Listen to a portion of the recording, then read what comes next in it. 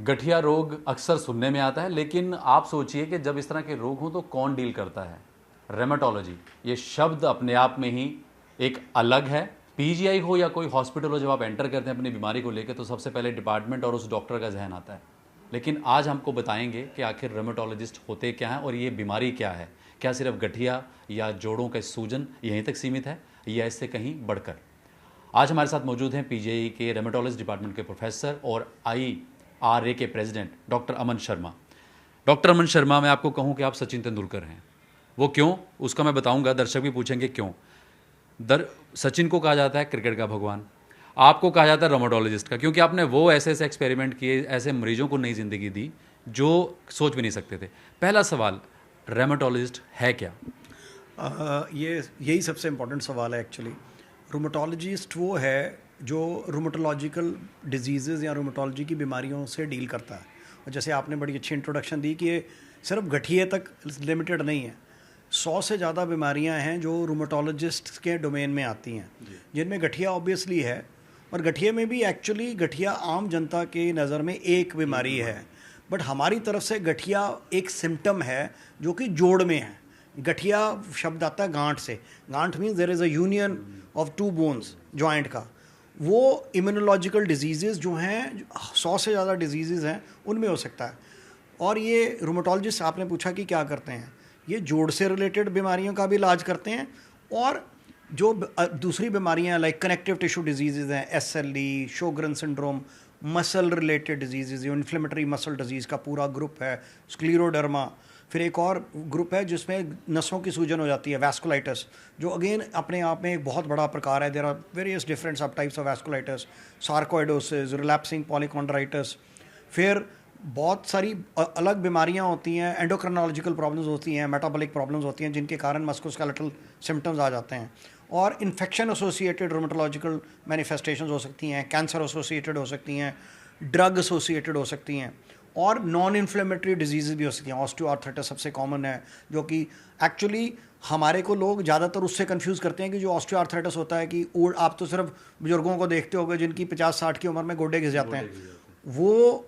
वो तो एक स्मॉल प्रकार है, बाकी स्पेक्ट्रम हमारा बिल्कुल उससे अलग है। और then non inflammatory conditions like joint hypermobility, जो कि लोग कई बार गठिए की तरह ट्रीट करने शुरू कर देते हैं। तो in nutshell why a patient should see a rheumatologist, एक तो जो अगर गठिया और गठिया स्पेक्ट्रम बीमारियां हैं तो गठिया वाला इलाज चाहिए। और अगर कई बारी टेस्ट पॉजिटिव आ जाते हैं बट इन्फ्लेमेटरी बीमारियां नहीं होती और लोग इलाज शुरू कर देते हैं, उसमें भी मरीज का नुकसान होता है। तो राइट और अप्रोप्रिएट डायग्नोसिस एक रूमेटोलॉजिस्ट ही बना सकता है। बिल्कुल सही आपने कहा कि आप वही ना स्कोर बोर्ड रीड करके खेलते हैं, जिस तरह से सचिन खेलता था या और भी क्रिकेटर खेलते हैं। अब सवाल ये है कि आप कहते हैं कि 100 से ज़्यादा आप डील करते हैं बीमारियाँ। आज से 15 साल पहले या 20 साल पहले ट्रीटमेंट, अब का ट्रीटमेंट ज़मीन आसमान का अंतर है। नए नए इन्वेंशन हो रहे हैं, डॉक्टरों को अप टू डेट होना पड़ रहा है, AI का ज़माना है, रिसर्च पेपर्स आ गए हैं। नए जो रोग आपने देखे और जिसका आपने ट्रीटमेंट भी किया और कोई डाटा या रिसर्च आपकी है, वो ज़रूर शेयर कीजिए। जी, अगेन बहुत इंपॉर्टेंट सवाल है। इसमें मैं 2 हिस्सों में इसका जवाब देना चाहूँगा। एक हिस्से का सवाल ये है कि पिछले 25-30 सालों में ये रूमेटोलॉजी चेंज कैसे हुई है। मैं आपको बताऊंगा कि 93-94 में जब मैं MBBS कर रहा था तो rheumatoid arthritis, one of the many, rheumatoid arthritis की जब हम पढ़ाई करते थे तो उसमें कहा जाता था कि एक पिरामिडल अप्रोच होती थी कि पहले एंटी इन्फ्लेमेटरी पेन किलर दो, फिर उसके बाद एक माइल्ड दवाई दो, फिर उसके बाद एक और दवाई दो, और जब तक वो मिथोट्रेक्सेट तक या डिजीज़ मॉडिफाइंग ड्रग तक पहुंचा था काफ़ी डैमेज हो चुका होता था और लोग डरते थे उन दवाइयों को देने से। What has changed over the last 25-30 years is 30-35 years is कि वो पिरामिडल अप्रोच बिल्कुल इन्वर्स पिरामिड हो गई है। भी आप हिट अर्ली हिट हार्ड कि डैमेज होने से पहले उसका इलाज करो। अब अगर जो लेटेस्ट गाइडलाइंस आती हैं आर्थराइटिस, रूमेटॉइड आर्थराइटिस मैनेजमेंट की, more than 200 different combination of various drugs are available these days. So it is a, कहते हैं ना कि एक रेवोल्यूशन आ गया है। उस वक्त सिर्फ मिथोट्रेक्सेट होती थी, अभी एक बायोलॉजिकल ड्रग मिथोट्रेक्सेट होती थी, सल्फासालाजीन, और 3-4 तरह की गोलियां होती थी। उसके बाद इतनी दवाइयां आई हैं जिनके आगे एक ग्रुप्स आए हैं, एंटी TNFs, वो लेट 90s में आए, उनके आगे 4-5 तरह के प्रकार हैं। फिर उसके बाद B सेल डिप्लीशन थेरेपीज़ आ गई, पहले टक्सीमैब आई, अब ओबेंटुजुमैब आ गई है रोमेटोलॉजी में। फिर उसके बाद जैक इनहिबिटर्स आ गए, और जैक इनहिबिटर्स में भी बहुत सारी दवाइयाँ आई हैं। फिर IL-6 ब्लॉकर्स आ गए, tocilizumab, and there are many other IL-6 blockers. So एक पूरा रेवोल्यूशन आ गया है। इसी करके जो डॉक्टर की पढ़ाई करते थे लोग, उनमें भी अब बहुत ज़्यादा उत्साह है रूमेटोलॉजी ज्वाइन करने का। अगर आप नेशनल लेवल पे भी देखो, पहले कार्डियोलॉजी बड़ा ग्लैमरस होता था, गैस्ट्रोंटोलॉजी। आज के जो टॉपर्स हैं, वो many of those toppers are choosing rheumatology as a super specialization. It is because पहले थोड़ा निहिलिज्म होता था कि हम कुछ कर नहीं पाएंगे, हमारे पास ज़्यादा दवाइयाँ हैं नहीं। Now we are spoiled because of choices of a plenty. इतनी दवाइयाँ हैं कि स्कोप बढ़ गया है, और इस करके डॉक्टरों को लगता है कि हम चेंज कर सकते हैं। तो इस करके जो यंग बच्चे हैं वो बहुत ज़्यादा रूमेटोलॉजी में आ भी रहे हैं। डॉक्टर साहब, दूसरा सवाल, दूसरा आपका हिस्सा था रिसर्च का। रिसर्च बहुत ज़्यादा हुई है। अगर मैं अपनी बात करूं तो मैंने फोकस किया है वैस्कुलाइटिस के ऊपर। Vasculitis again because why I started की एक ऐसी सब स्पेक्ट्रम ऑफ बीमारियां हैं जो कि फास्ट जानलेवा हो सकती हैं। इसमें बहुत सारे मल्टी ऑर्गन बहुत फास्ट तरीके से इन्वॉल्व होते हैं। तो हमने लास्ट 25 ईयर्स में spectrum of disease starting of from की क्लासिफिकेशन क्राइटेरिया क्या हैं, जो ग्लोबल लेवल पे अमेरिकन कॉलेज के क्राइटेरिया बने, हम उसका पार्ट थे। हमारा डेटा भी उसमें इंक्लूडेड है, जो क्राइटेरिया बना इंडियन पेशेंट्स का डेटा इंक्लूडेड है। फिर मैं उसका रिव्यूअर भी था। फिर हमने उनमें क्या चेंजेस होने चाहिए वो भी सजेस्ट किए हैं। वो changes over a period of time जो रिवाइज्ड क्राइटेरियाज हैं जिससे डिजीज़ क्लासीफाई करते हैं, उनको चेंज भी किया गया है based upon what we suggested. फिर डिफरेंट जब भी कोई वर्ल्ड में ग्लोबल लेवल पे बात होती थी तो लोग कहते थे कि इंडिया में से या एशिया में से कोई डेटा ही नहीं है। We started publishing about all different types of vasculitis, चाहे पॉलीआर्थराइटिस नोडोजा हो, जॉइंट सेल आर्थराइटिस जिसमें पेशेंट कई बार विजन लॉस कर जाते हैं। वो लोग कहते थे हिंदुस्तान में बीमारी नहीं होती। Ours was the first paper to show कि जॉइंट सेल आर्थराइटिस इंडिया में होता है। उसके बाद तो in fact pieces have been written even in Lancet rheumatology कि this occurs in patients of colour. फिर एंका वैस्कुलाइटिस, फिर जो यूनिक, फिर then variable vessel vasculitis, Behcet's disease जो कहते थे कि सिर्फ टर्की वगैरह में होती है। उसके बाद सारा स्पेक्ट्रम हिंदुस्तान में होता है। We just have to be sensitized. दूसरी चीज़ थी, एक यूनिक ऑब्जर्वेशन हमने करी कि एक मीडियम वेसल वैस्कुलाइटिस होता है जो कि स्ट्रोक, अधरंग हो गया, हार्ट फेलियर हो गया, इंटेस्टाइनल इन्फेक्शन हो गई। वो बिकॉज हमने मेहनत करी, हमने पब्लिश किया, तो लोगों ने कृपा कर, भगवान की कृपा से लोगों ने रिकग्नाइज शुरू कर दिया कि शायद इनकी एक्सपर्टीज़, मैं अपने मुंह से नहीं कहना चाहता, बट लोगों को लगा कि शायद पीजीआई वालों की एक्सपर्टीज़ ज़्यादा है। हालांकि इसका भी श्रेय मेरे गुरु को ज़्यादा जाता है। डॉक्टर वामरी होते थे जो अब ऑस्ट्रेलिया में हैं, जो कि he was known as vasculitis expert.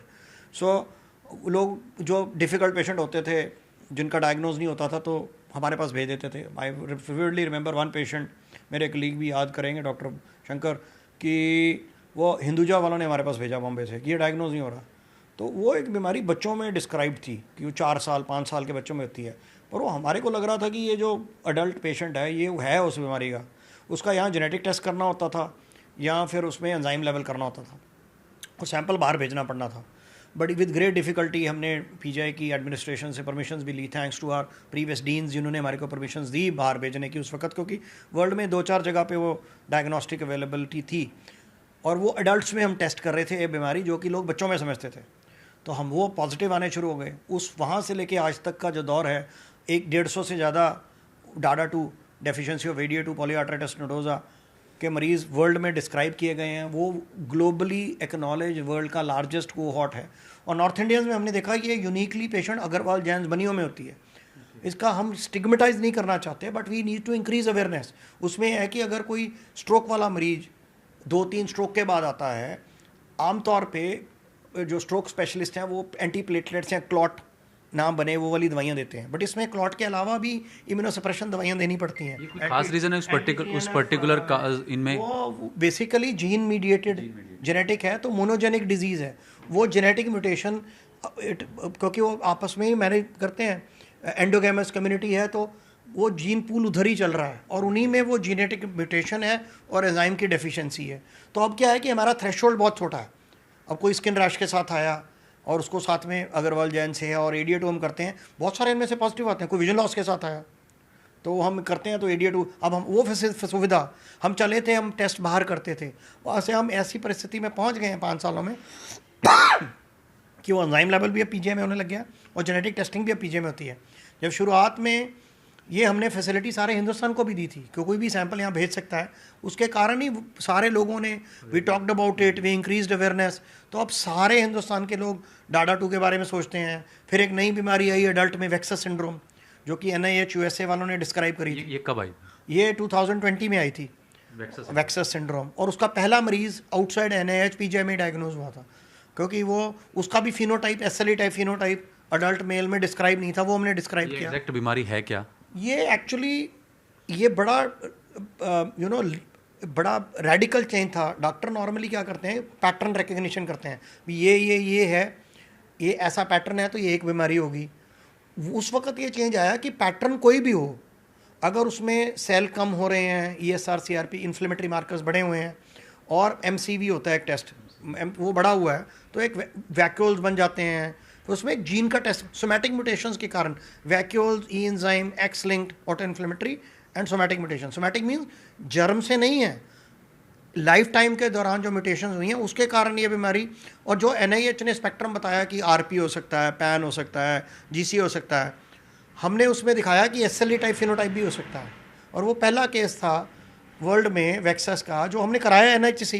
World का पहला केस? वर्ल्ड का पहला केस था SLE का। कब आया आपके पास? उसी टाइम में 2020 में, और 2021 में हमने पब्लिश भी किया वो। और ये जो आप बता रहे हैं कि वेक्सस सिंड्रोम, ये बेसिकली अडल्ट में था? अडल्ट में। और डाडा 2 भी अडल्ट में देखे लोग। वर्ल्ड सोचता था कि वो वेक्सस तो पूरा वर्ल्ड ही जानता है कि 70-80 साल की उम्र में ही होता है। हमने उसकी डिफरेंट फिनोटाइप डिस्क्राइब करी। वेक्सस बट लोग सोचते थे median age before our study which was published in arthritis and rheumatology was 4 years. We saw patients presenting for the first time even in 50s. 58 years का अभी हमारा एल्डेस्ट पेशेंट है जो कि पहली बार प्रेजेंट किया है। तो इस करके ये अवेयरनेस इंक्रीज करना बहुत ज़रूरी है। बाकी रूमेटोलॉजिकल डिजीज़ तो ऑटोइम्यून डिजीज़ के कारण हो सकती हैं, इन्फेक्शंस के कारण हो सकती हैं, ट्यूबरकुलोसिस से एसोसिएटेड हो सकती हैं, लेप्रोसी से एसोसिएटेड हो सकती हैं।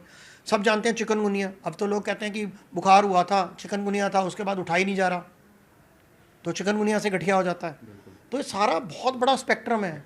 तो correct identification is the key. That is why we are, Indian Rheumatology Association is trying to increase awareness, and me as I'm the president now, we have taken upon us कि हम ये month हम बहुत सालों से मना रहे हैं। डॉक्टर धर्मानंद के टाइम पे शुरू हुआ था कि हम मीडिया से मुखातिब हो रहे हैं, हम प्रिंट मीडिया में जा रहे हैं, उनको प्रेस रिलीज़ दे रहे हैं, हम एक वॉक करा रहे हैं। एक Bollywood celebrity is expected to join us on 26 April. पूरे इंडिया में पैन इंडिया सारे रोमेटोलॉजिकल सेंटर्स 26 अप्रैल को रोमेटोलॉजिकल डिजीज़ अवेयरनेस वॉक निकालेंगे। हम भी निकालेंगे डायरेक्ट PGI डायरेक्टर ऑफिस से लेके सुखना लेक तक। तो we wish and we hope that there is good participation. Doctor साहब, आपने जिस तरह के डिफ़िकल्ट केसेस और इन्वेंशन की बात करें, ट्रीटमेंट की बात करें, वो किए। हाल फिलहाल पिछले अगर 1 साल में या पिछले 2 महीने में, 3 महीने में, या इतने पेशेंट कुछ 2 आप कर सकते हैं साझा जो बहुत डिफ़िकल्ट थे और आज वो पैरों पे खड़े हैं?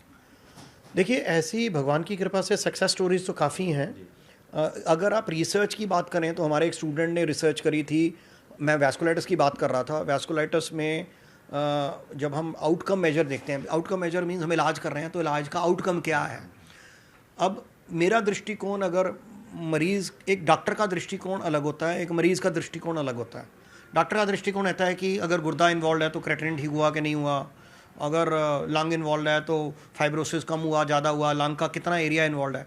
मरीज़ का दृष्टिकोण ये होता है कि मेरे को सांस आ रहा है कि नहीं आ रहा, मेरे को फटीग या थकावट हो रही है कि नहीं हो रही, मैं अपने काम कर पा रहा हूँ कि नहीं कर।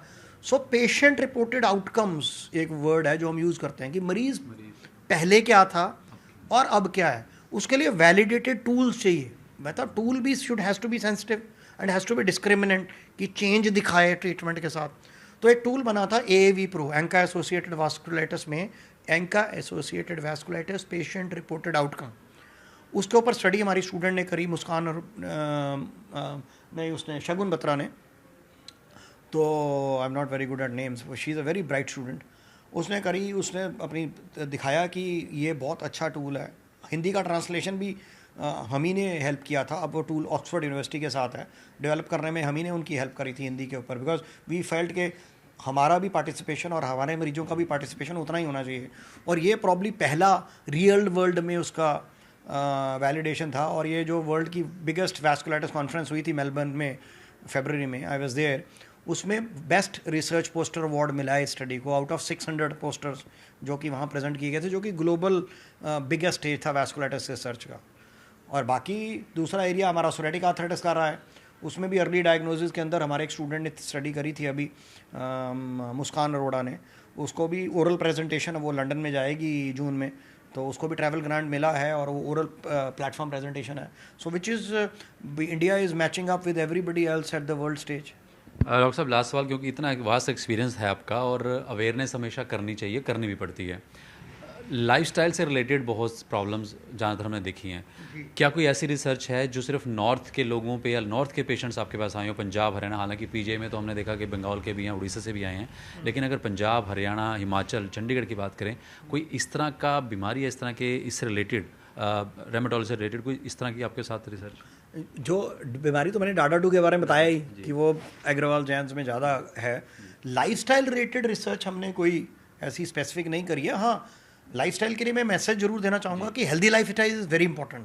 स्ट्रेंथ ट्रेनिंग, फिजियोथेरेपी, वो बहुत ज़्यादा ज़रूरी है। बिकॉज क्या होता है कि जब मरीज़ को गठिया होता है, जोड़ सूज जाता है, तो मरीज़ अमूमन उस जोड़ को यूज़ नहीं करता, उसके कारण उसके जोड़ तो अफेक्ट होता ही है, उसके अलावा आसपास की मांसपेशियाँ भी एट्रोफी हो जाती है। तो गाइडेड फिजियोथेरेपी बहुत ज़रूरी है।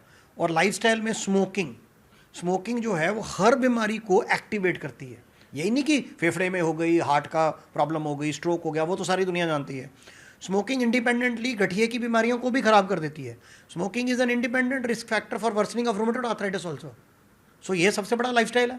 और दूध पीना चाहिए, सम पीपल से कि हेल्दी लाइफस्टाइल रखना चाहिए, जंक फूड नहीं खाना चाहिए। अगर एक तो मेटाबॉलिक सिंड्रोम और ओबेसिटी इन बीमारियों में ज़्यादा होती है, और ओबेसिटी इटसेल्फ इज़ इन्फ्लेमेटरी, और ऑन टॉप ऑफ दैट अगर हम अनहेल्दी चीज़ें खाएंगे तो it will be double whammy. इसी तो हेल्दी लाइफस्टाइल, व्यायाम करना, अच्छा खाना, हेल्दी खाना, प्रोटीन रिच खाना, कार्ब्स प्रॉब्ली थोड़े कम करने चाहिए। Maybe it has to be all done under supervision.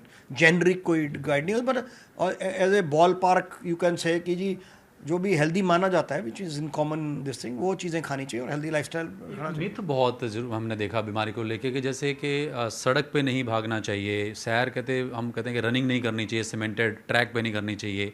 ये कुछ आपके सामने मिथ आए होंगे, लोगों ने पूछे होंगे, वो मिथ हैं क्या और उनको तोड़ना ज़रूरी है? नहीं, ये actually this is a fact.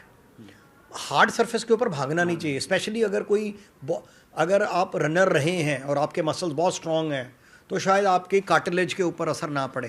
But अगर आप शुरू में भागना शुरू कर रहे हैं और आप सीधा हार्ड सरफेस पे भाग रहे हो तो जो मीडियल जॉइंट, नी जॉइंट की कार्टिलेज है, उसका डैमेज तो बढ़ सकता है। तो आइडियली आपने देखा होगा, दैट इज़ वाई सरकारें जो गार्डन्स में जॉगिंग ट्रैक्स बनाती हैं, दोज आर नॉट सीमेंटेड, वो मिट्टी होती है और उसके ऊपर उन्होंने it is appropriately made so that cushioning हो। अगर हार्ड सरफेस में क्या है ना कि कुशनिंग होएगी नहीं, तो फिर वो जो वेट है वो मीडियल कंपार्टमेंट नी पे आएगा और जो कार्टिलेज जो कुशन टाइप है वो डैमेज होगा।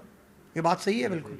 इसके अलावा कोई और ऐसा मिथ जो आप संदेश के जरिए कहना चाहें? मैं ये कहूँगा कि वर्जिश करो, बट दूसरी चीज़, हाँ, कई बार क्या होता है कि अगर हाइपर मोबिलिटी है तो उनमें कई बार लोग बहुत हैवी एक्सरसाइजेस करने लग जाते हैं, हैवी वेट लिफ्टिंग करने लग जाते हैं, उससे सिम्टम वर्सन हो रहे हैं। अगर आपका कोई एक्सरसाइज करने से सिम्टम वर्सन हो रहा है, you must seek opinion from a doctor कि कहीं से फ़ायदे की बजाय नुकसान तो नहीं हो रहा। ओवरडू नहीं करना चाहिए, आइडियली अंडर सुपरविजन करना चाहिए। बहुत बहुत शुक्रिया डॉक्टर साहब, बात। Thank you so much.